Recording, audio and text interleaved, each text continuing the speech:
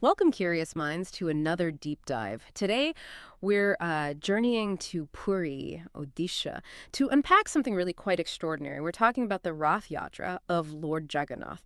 It's, well, one of the world's oldest and largest chariot festivals, and it's so much more than just a religious event. It's this magnificent living celebration of faith, of heritage, and that profound bond between the divine and the devotee.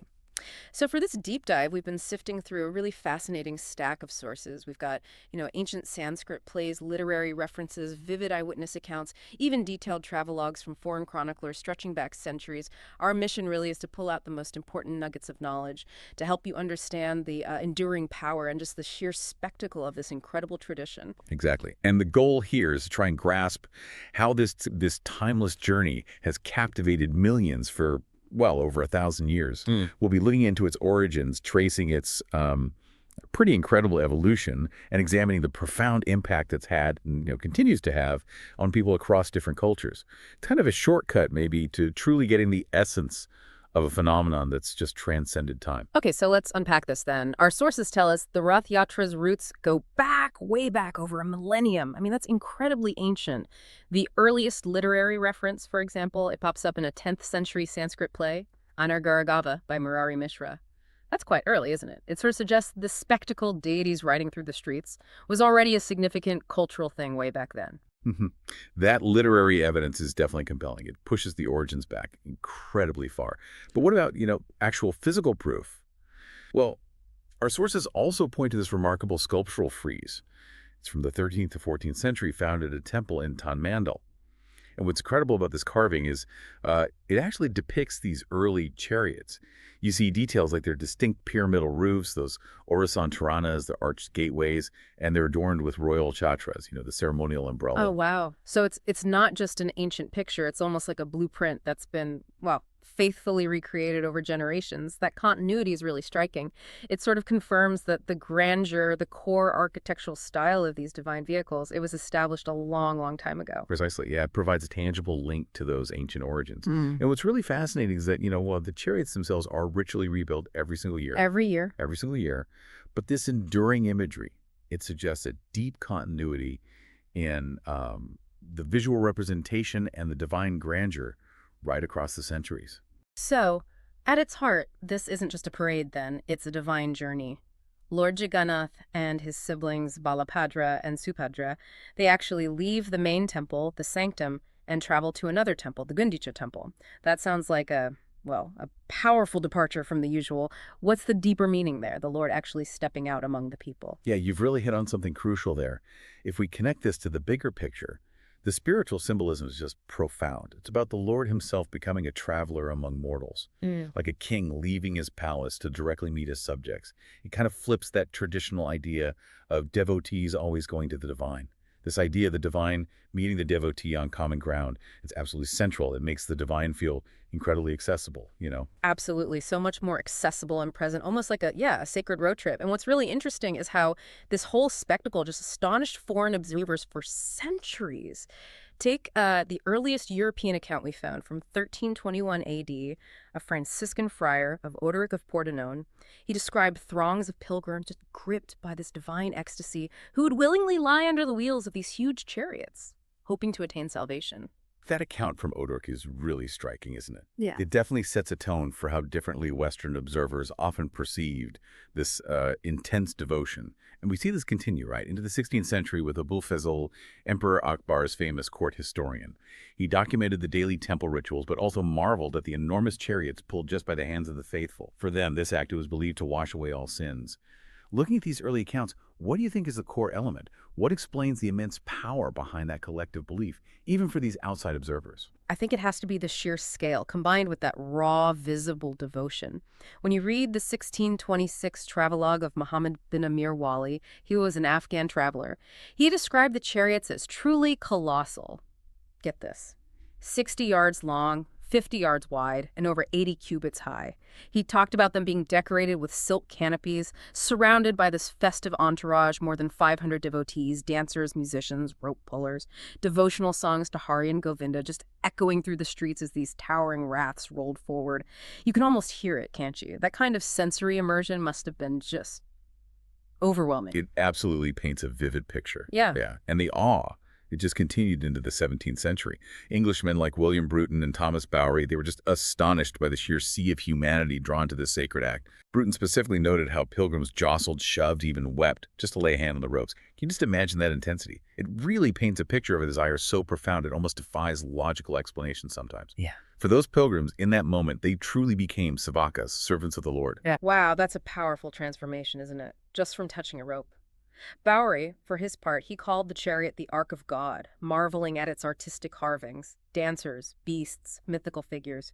He observed that many pilgrims traveled hundreds of miles simply to glimpse their deity, or in some cases, as he noted, to be crushed under the wheels in an act of, well, divine surrender. hmm That observation about pilgrims seeking to be crushed, it's something we see repeated, though it is important to understand it within context. Later, Alexander Hamilton, writing secondhand in 1708, he echoed the same awe and that myth. He spoke of thousands pulling a 4-story high chariot and devotees throwing themselves at its wheels for moksha, for liberation. But then when the British annexed Odisha in 1803, the officers weren't necessarily disdainful. Often they were just amazed. In 1805, an officer named Harcourt recorded a staggering 5 lakh pilgrims attending the Yatra. 5 lakh. And he noted the astonishing discipline and energy of the crowd. He observed the chariot 60 feet tall, rolling on 16 massive wheels, still moves with grace, drawn forward not by force but by pure faith. That sheer scale and devotion seems to be a constant thread running through all these accounts. But were there any accounts, maybe even among the astonished ones, that hinted at skepticism, or perhaps a cultural misunderstanding of the more intense acts, like those accounts of self-immolations? That's a crucial point, yeah. Andrew Sterling, a scholar writing around 1825, he actually clarified that such cases were extremely rare. Some were accidental, he suggested, others perhaps the result of suffering souls seeking release. So it kind of challenges some of the more sensationalized narratives, right? It highlights the potential for misinterpretation when you're observing such profound spiritual acts through an unfamiliar cultural lens. Still, the emotional intensity of the yatra was undeniably profound. In 1837, James Ferguson, a British architect and historian, he saw the spectacle himself. And though he was familiar with similar festivals in southern India, he said he found nothing to rival the scale or the reverence of Jagannath's Rath Yatra. He stated it plainly. No chariot was larger and no crowd more devoted. Wow. And beyond these powerful historical accounts, our sources also show how the Rath Yatra has inspired this incredibly rich literary and devotional tradition too. Sanskrit and Odia texts across centuries, from the Brahma Purana and Skanda Purana to things like the Kosalananda Kavya of Gangadhar Mishra, the Baba Samudra of Balarama Dasa, and the Naladri Mahotsava, they all glorify the yatra not just as a ritual, but as a cosmic event. Right, and it's truly remarkable how Gangadhar Mishra himself, despite being this brilliant scholar, he confessed that the grandeur of this Gosa Yatra, as it's called, was just beyond human description. He said, it is impossible to see, hear, or narrate in totality. Yeah. Now, this isn't just a descriptive observation, I think. It highlights a recurring pattern we see across profound human experiences, whether it's art or nature, that some moments just transcend language. It's just the yatra offers a direct, almost visceral connection that bypasses intellectual understanding. And maybe that explains its enduring power, even when words fail. That's a fantastic insight, yeah, suggesting a level of experience that goes beyond just watching. And even today, when those gigantic wooden chariots roll out amid the drums, the chants, the thunderous cries of Jai Jagannath, the energy is it's electric. For millions, touching that rope isn't just participation. It really is an act of penance, of surrender, and ultimately of transformation. In that fleeting moment, each pilgrim truly becomes a savaka, a servant of the Lord. And in doing so, they carry forward this timeless legacy, one that began not just in scripture or sculpture, but really in the collective heartbeat of a civilization devoted to its charioteer god.